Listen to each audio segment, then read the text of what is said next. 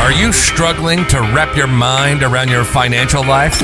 Keys to the Coin with Dr. Paul Etienne is the podcast you need. We'll help you gain confidence in every coin through engaging discussions and financial know-how. Improve your financial literacy, become independent and debt-free, and learn more about the opportunities around you. From stock market investments to real estate and retirement funds, the possibilities are endless. Visit madbu.com and download our app, MadBoo Max, on both Android and iPhone's app stores.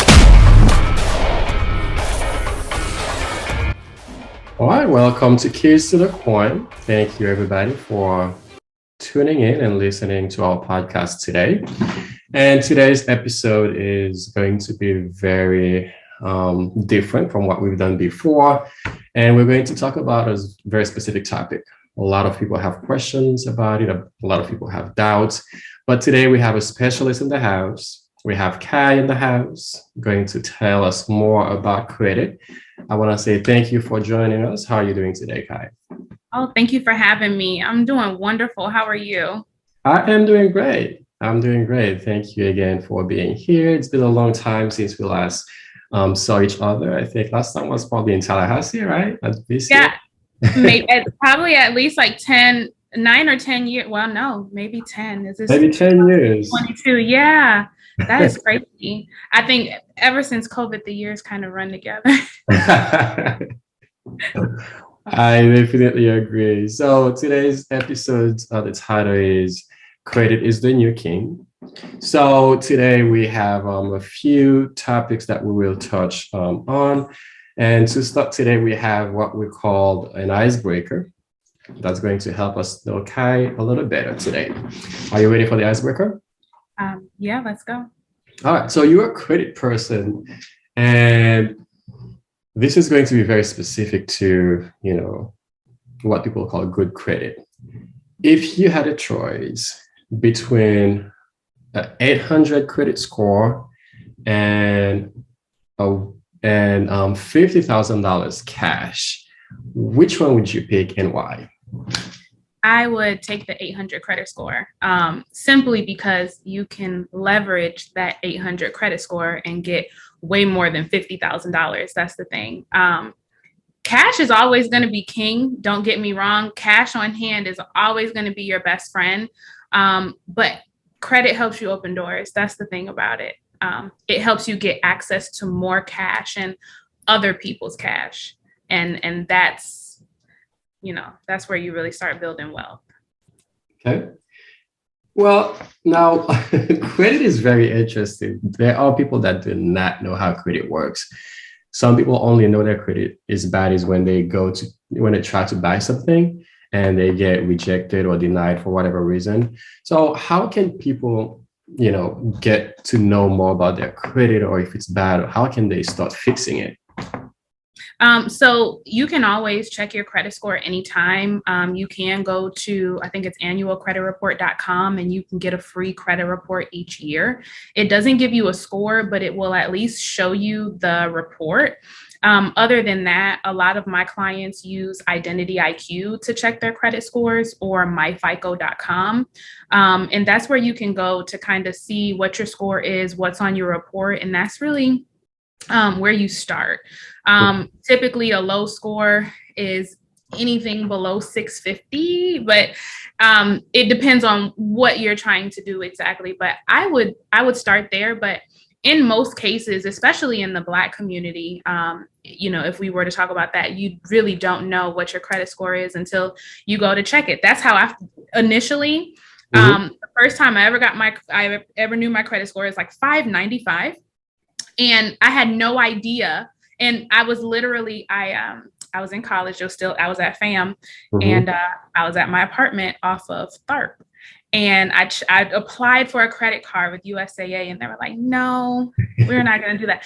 And then that's when I found out what my score was. And I had no idea what this stuff was on my credit. So, I mean, it is important to check it and understand. And I think with the help of the internet, it's a lot easier for people to get access to resources and understand where to start. So I think that that's definitely a good thing. We're headed in the right direction. Good, good. Now, I don't think I'd like you to do an introduction. I would like you to introduce yourself. Tell us a little bit more about you and how you got started helping people fixing their credit. I know that's not the only thing you do. I know you do a whole lot of other things which we will touch on in a little bit, but can you start and let people know who you are? My name is Kai Dumont, and my company is Top Shelf Credit. I got into credit repair. I was actually taking a real estate class, and I hated it. I absolutely hated it. My aunt has been a real estate agent all my life. I've never really seen her do anything else. And so I think I just had my son. This is 2016, and I was taking a real estate class, and I just didn't like it. And one thing that I realized is that there's really not a lot of information out there to really help you understand the home buying process. I remember, in years before that, I had tried to buy a home, and they told me, oh, well, you can't buy one because you have one late payment or this or that. And in a lot of cases, that's actually not true. But the problem is we don't understand the guidelines, and we don't understand what really goes into getting approved for a home loan. And we don't know much about credit. And so when I was going through that real estate class, I decided that I wanted to be on a different side of the process. I wanted to help people get approved to purchase a home and educate them so that they understand how this institution works. Because credit really is a conspiracy. And, if you want this to be like the longest podcast episode ever, we can go into that. But I wanted to help people understand how to properly navigate credit, if that makes sense. Good. I mean, that now that you say it's a conspiracy, maybe that could be for another episode, but I think we really want to talk about, how credit got started, because a lot of people don't know. It's not really haven't even been that long, since people have been using credit scores, to validate pretty much everything. But we can definitely talk about it, more, and get a whole episode dedicated to what credit is, right? Mm-hmm. So now we also in this podcast, we also talk a lot about investing.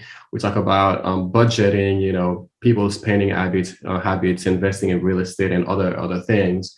So what do you think? Do you think having a good credit actually encourages impulse buying, like people, the fact that they qualify for more money? Do you think that influence their behaviors on how much they spend and how recklessly they spend? It depends on how you approach the process. I know in order to get into my program, you actually have to be like caught up on your bills. And then one of the trainings that my clients get while they're in my program is a budget training, because I don't think that credit necessarily will influence you to spend more money. That's something that was pre-existing, and now you have access to more capital and you want to continue to spend. So I think that those types of behaviors or that mindset, that's really something that you have to address before you even start on this journey, which is why I always tell people you need to start with a budget. You need to understand how to properly manage your money before you even start thinking about credit, because once you have access to more, you need to be able to manage it. And if you can't manage what you already have, it's going to be very hard for you to manage the additional funds that people are giving you, and you're going to end up back in the same situation. So it's definitely something you need to address ahead of time. I'm glad you brought that up, because a lot of people think that their issue is they don't make enough money. Like they do everything to get more money, but they don't know how to manage, or they don't learn how to manage money, which, they think like getting more money will fix that issue. No, it does not. If you can't manage $100, you definitely will not be able to manage $100,000. So I'm glad that you also teach that to your clients on how to budget and learn how to manage their money also. So can you tell our listeners and viewers, how can they manage their credit?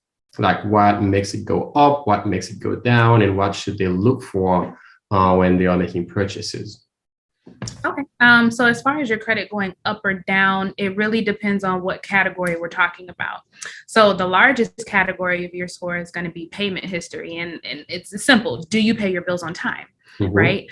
So the best way to increase your score or decrease it, right, is to pay your bills on time or not pay your bills on time. So if you're looking to increase your score in the beginning, and let's say you have a low percentage as far as on-time payments, then what you would want to do is add additional accounts to your credit so that you can increase your on-time payment history. Typically, anything below 97% in the payment history category of your score is going to be really bad, which it sucks. Like 97 would typically be an A. Yeah. However, with credit, it is not. But that is the largest category of your score, but it also does take a lot longer to gain points in that category. Now, the second largest category of your score is going to be credit card utilization. Mm-hmm. In order to get points in that category, you have to have a credit card, right? So it's definitely important. And if you can't get approved for one with a lower score, then you want to start with a secured card. And you want to keep your balance low, ideally between 1% and 10%. Make sure you're making your payments on time. Outside of that, you want to have a good mix of credit history. You want to try to keep your accounts open as long as possible, which in the beginning, building credit history, it's not going to be a perfect system because you'll have a secured card. Eventually, you want to upgrade to an unsecured card. Depending on your bank, you might be able to do that without closing that account. And then you want to think about inquiries.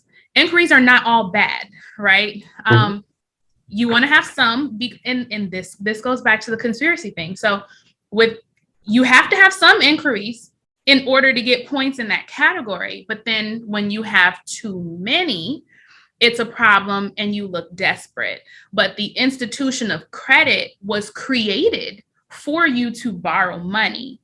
And when you don't do that, you're penalized, which is why in most cases, like you'll have someone pay off their car note and the thought process is like, oh, my score is going to jump. And that is not what happens, right? Your score goes down. Why does it go down? Because you paid off that account, right? Creditors make money when you borrow money from them. So they want to give you money, but they also want you to pay it back. But when you do pay it back, you get penalized. So now you have to go out and borrow more money again so that your score goes back up. You see what I'm talking about here? The conspiracy? Yeah, the cycle. And I think I learned that not too long ago also that when you close an account, it does affect you for another reason. Also, it's because they say, let's say you've been paying your car for 5 years, right? So now there's one more account that can be used to average your credit length or credit history when you remove that account. So you no longer have that credit history to help boost your score also. So I think that's another reason I heard they say why your score goes down. So yeah, that was a shock to me. I was buying my first house, I think, and we paid all the credit cards, paid my car off, and then I was like ready to go. And my score went down. I was like, this is so confusing. But now I definitely know a lot more about credit and how to manage things and keep the scores up. So we've seen a lot of people have been paying attention and see how the Fed have been raising the rates because of inflation and everything like that. So for people who have credit cards, should they be alarmed also about their rates going up, or like what would you suggest to someone who has credit card debt right now with the rate hikes? So it does depend on the credit card issuer, but typically the variable APRs are based on the prime rate. So when the prime rate goes up, so does the APR.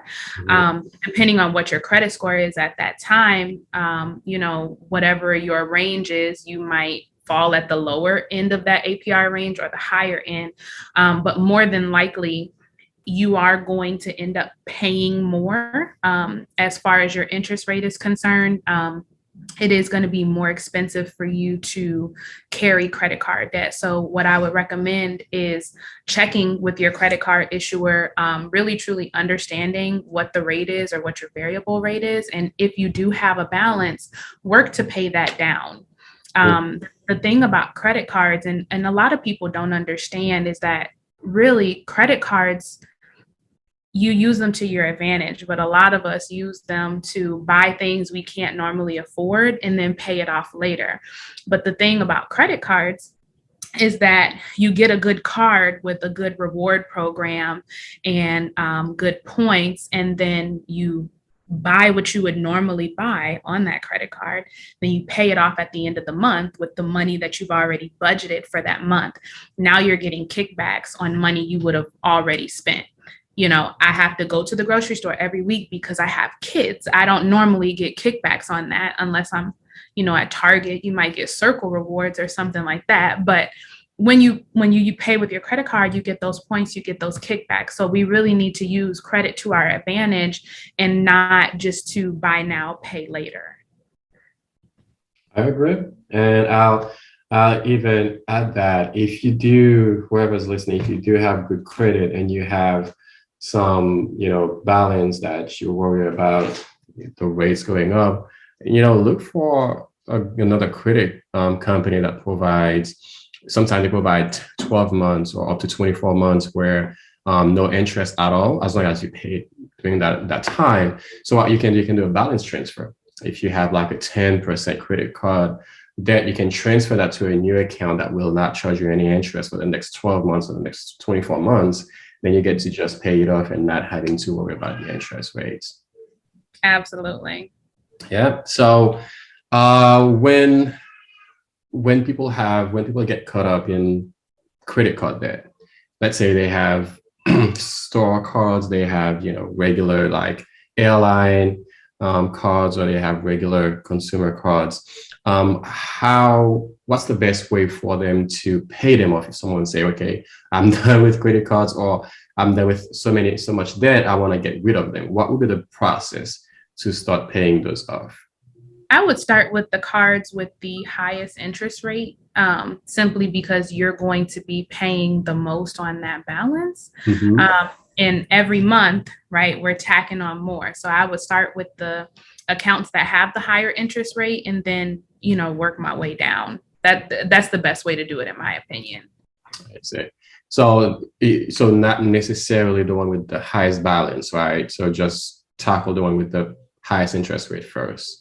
That's what I would do. Now, I mean, if you have a card with, you know, $10,000 on it and, you know, another card with a high interest rate, but only a couple $100, I mean, obviously, you know, weigh out your options there. But the highest interest rate balances, you're being charged the most for borrowing that money. So I would work to pay that back first, but we all want to make sure we use common sense as well. That's right.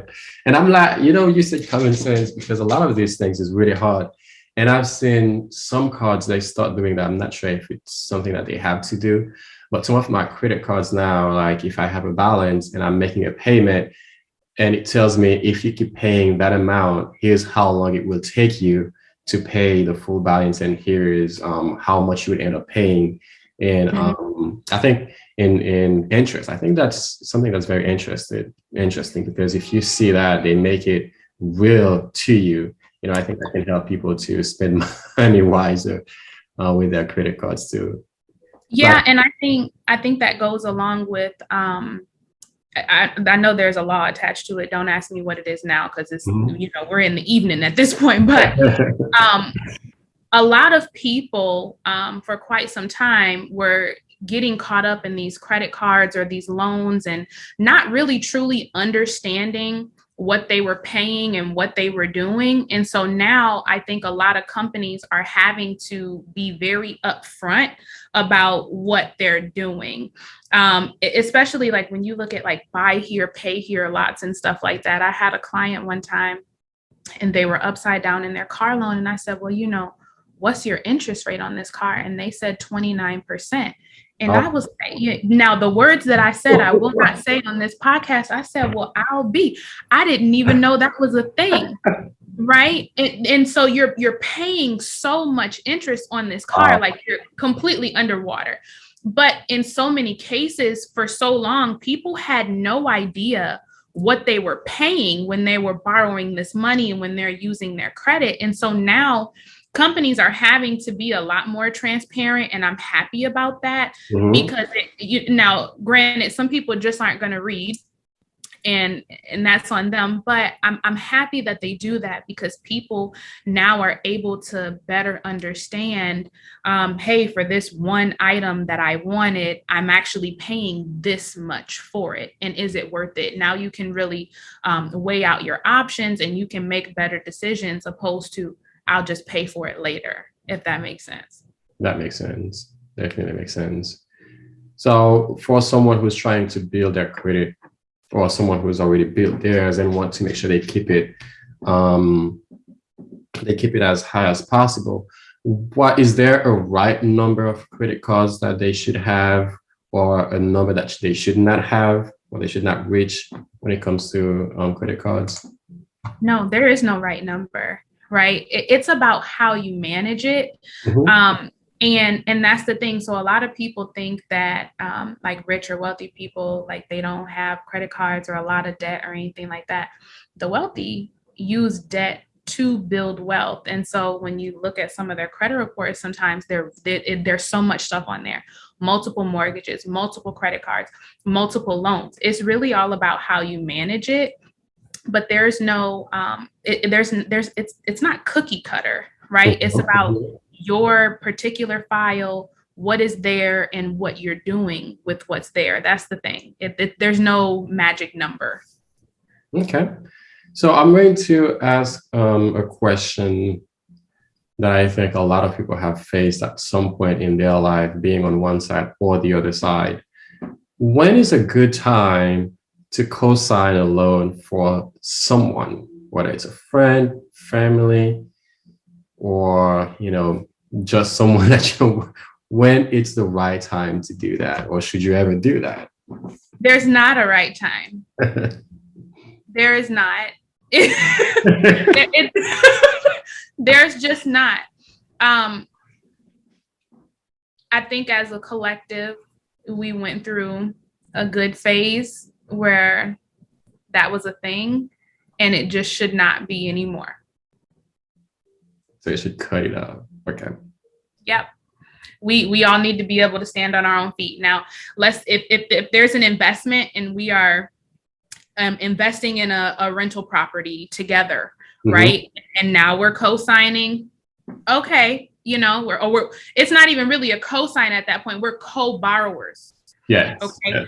Yes. So, but no, as far as co-signing, if they can't get it on their own, then no. And if you can't afford to make that payment for them when they don't, no. Because it's not a if, it's a when. It happens every time. It does. It does. And people who get themselves in those situations, they start looking for help. Like, where can I fix my credit? What can I do? And there's a lot of people doing businesses, also a lot of people that are offering their services, but a lot of them you can't trust. So for the people listening who would like to look for someone to fix their credit, first of all, I want you to tell them about what you offer and how you can serve them, and also send me the link. I will put them in the descriptions for people who want to follow up. But for other people who may want to use other providers, like what should they look for in a provider, and how can they know if a person is like a good help, or if they just trying to take advantage of them? So I'll start with saying it depends on your goals, right? You have some people who they want you to completely erase everything that they've done. And there are people that do that. I personally don't do it because you're probably going to get sued and you're going to be upset with me, and I won't do it.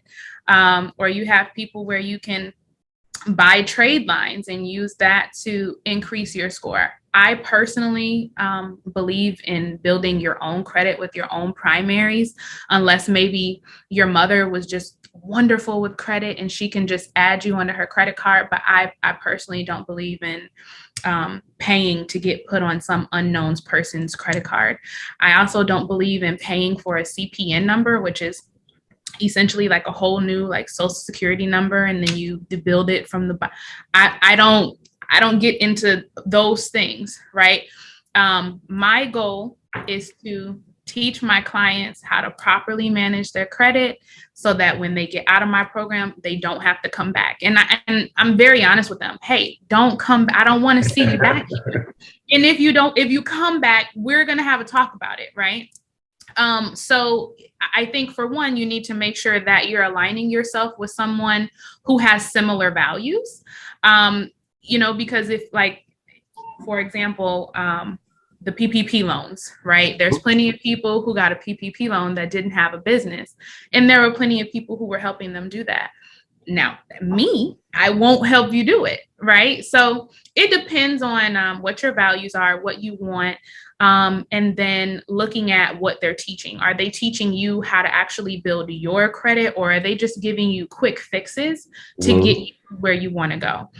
My goal, although it might take longer, is to get you to a place where you know and you understand how to build your credit, and you can continue to build it over time. You didn't ruin it in a couple of months. It's not going to be completely fixed in a couple of months, but my goal is to teach you and educate you, give you strategies.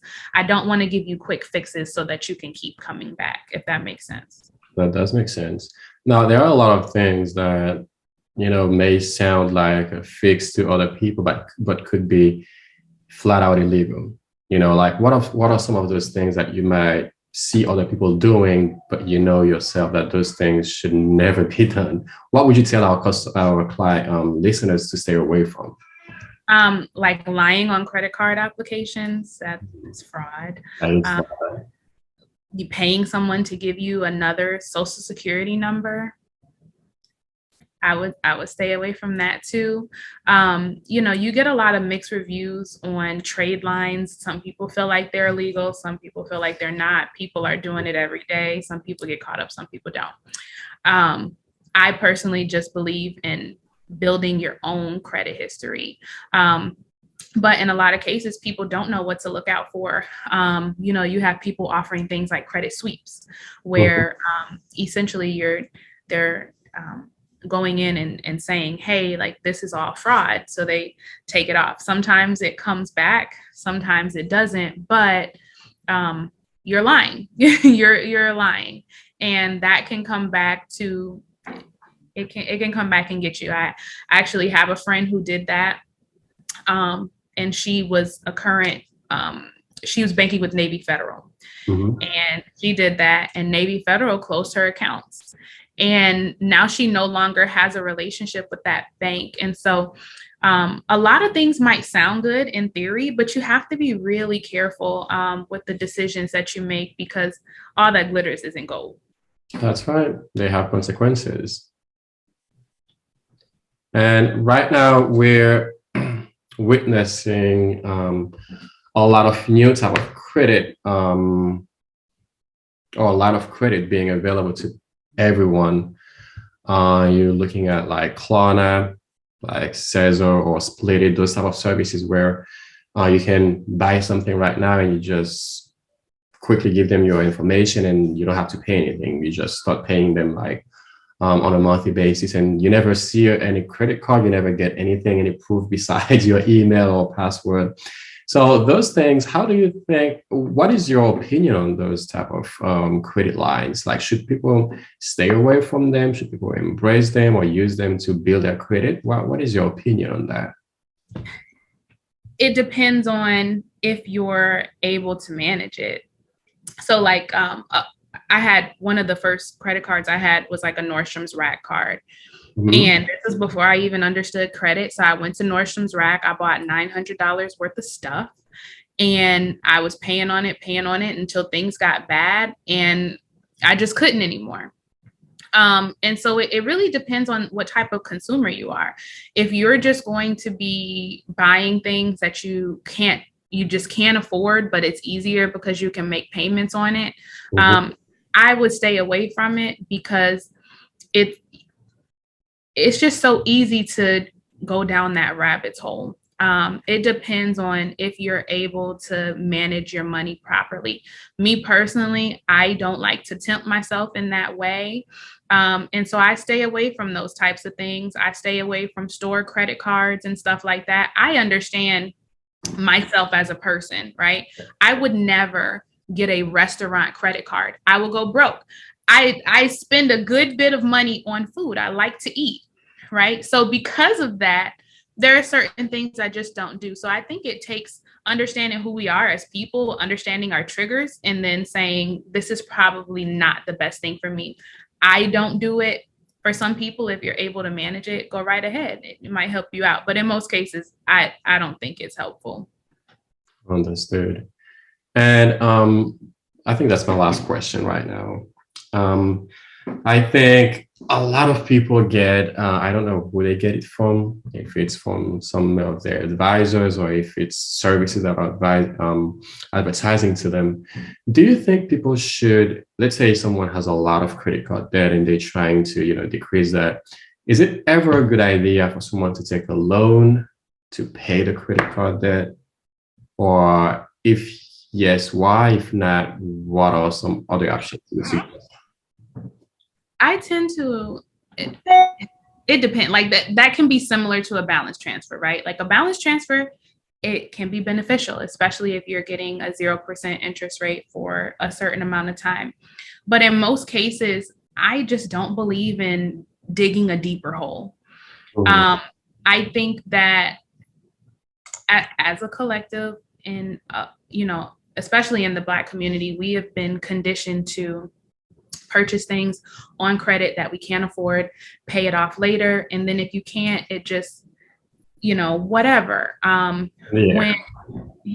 But when really what we should have been doing was learning how to use our credit to build wealth, right? So I personally don't believe in digging a deeper hole just to pay these accounts off. If we have to increase the money that we make to be able to pay these things off faster, I would rather you do that. I would rather you pick up a side hustle or something like that than to go and look at getting another loan. And in most cases, if you're already underwater like that, it's going to be very hard for you to get another loan that doesn't have a super high interest rate, because 9 times out of 10, your DTI is already very high. If you have that much debt. So I personally, I just don't think that it's a great idea. I think that the better thing is to increase your income in some way, shape, or form so that you can pay that down faster, and then learn how to properly use your credit so that it benefits you. I know you are a mortgage professional also, which is a really good thing, because we need a lot of those in our community to help people to know how to get into home ownership. You mentioned DTI right now, which is a very important term that can dictate if someone can or cannot get a house. Can you tell our listeners what's a DTI and how is that calculated? Because that's very important if someone is looking to get a house right now. So DTI is the debt to income ratio. So it is your debts weighed against your income. Right. So when you're looking at debt to income ratio, you take the total amount of debts that you have reporting on your credit report, and then you divide that by your income. And once we start getting up into the 40s, right, that's when things are starting to get bad. 50, it's really hard. And I'm talking conventional here, but like for a conventional loan, it's really hard to get approved with a conventional loan with a DTI above 45% without coming to the table with like 6 months worth of reserves, right? So they want to see like that you have a good amount of money in savings if you're spending so much of your income on debts. So that's what that is. Debt to income ratio tells a company how much of the income you have coming in every month is going strictly towards debt payments. Good, which is one of the reasons I tell people, if you plan on buying a house, wait until you get the house before you get that new car or you make that big purchase, because that's going to significantly raise your DTI and can has stopped a lot of people from purchasing a home. So I want to thank you again for taking the time to be with us today.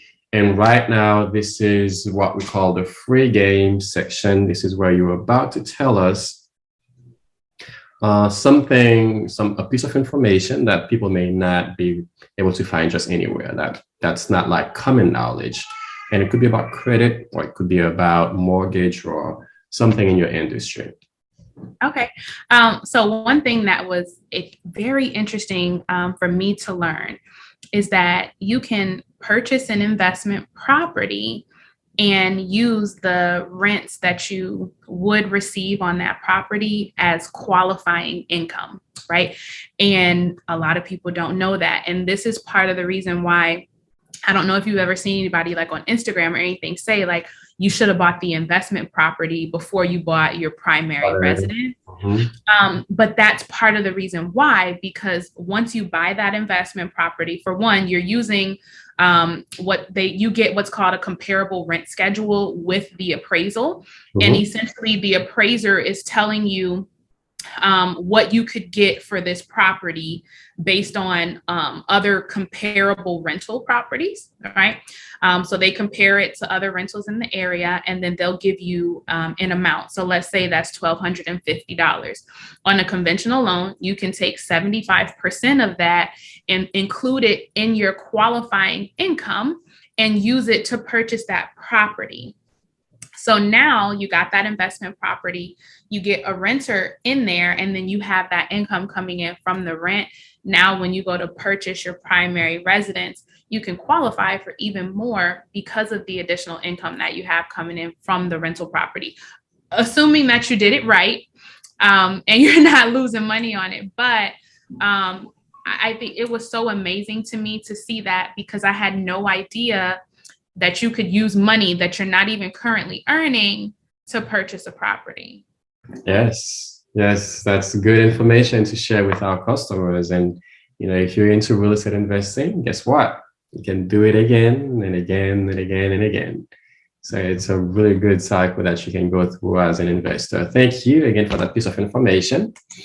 And now this is the last part of our podcast. It's about to end. And it is our rapid fire questions. So I'm going to ask you 10 questions, and you get to answer those questions by either one line of answer or just one word, depending on the question. So you don't get to elaborate. You just have to answer one line or just one word. Are you ready for it? Okay. You don't get to tell us why you answer that way. Okay? Okay. All right, first one. Do you have your own Netflix account, or do you use somebody else's account? I have my own. You have your own, okay. What is your guilty pleasure? Bread. Wow, okay. What was your last Google search? What was it about? I believe it was what to do if your child has a 101 fever. I'm not asking a second question, but I hope your child is okay. And what was your last impulse buy? So Target had a sale on books. Target. And so I can actually show you here. I bought, and see the sticker is still on here, 20% off, okay? Secret to Love, Health, and Money, Badass Habits, which one is this one? Cultivate the Confidence, Boundaries, and Know How to Upgrade Your Life. You're a Badass at Making Money. Love this one. So that was, and there's like 4 more books in my room, but that was my last impulse buy. Good ones. I like those.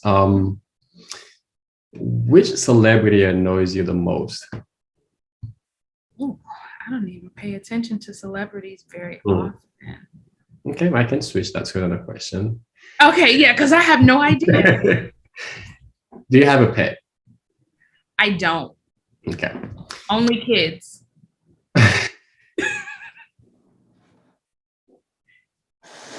We can relate.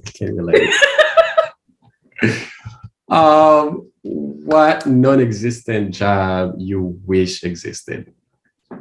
You said what non-existent job? Yes, like if you have, yeah. Never thought about this. These are good questions. I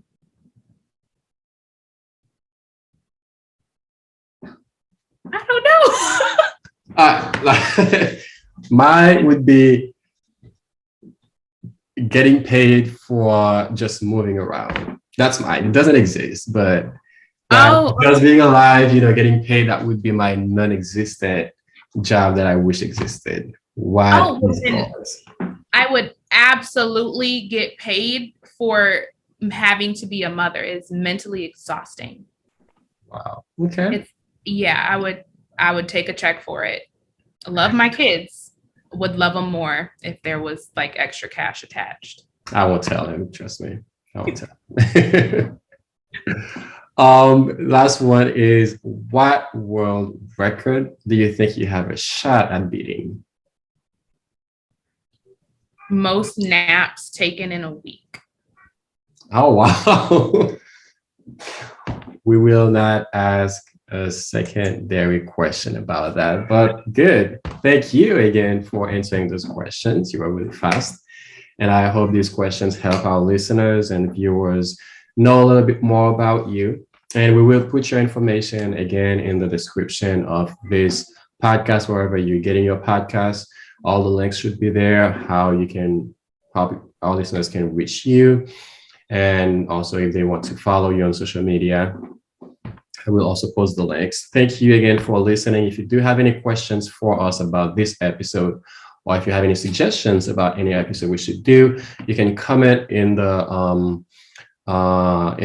this episode. You can comment under the link, or also on YouTube. It will be on YouTube, or you can contact me directly on IG or Twitter, and I'll be more than happy to review it. If it's possible, we'll make it happen. Thank you again. Did you have anything you wanted to say or anything you wanted to ask me before we end this episode today?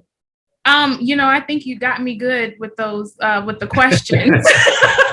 But thank you so much for having me. This has been a great talk, and I just look forward to doing it again. Thank you very much. You have a wonderful night. Okay. Talk to you soon. And we're excited for more. Thank you for checking out Keys to the Coin with Dr. Paul ATN. Stay connected via madboo.com and on Instagram, Twitter, and Facebook with the username madboocom as we continue to unravel the financial world with tips, insights, know-how, and more. Download our app, MadBoo Max, for insights, news, free stocks, and financial tools. As always, we hope you learned something useful from this episode. On your way to creating your financial path, live a productive, debt-free life, and ultimately gain confidence in every coin.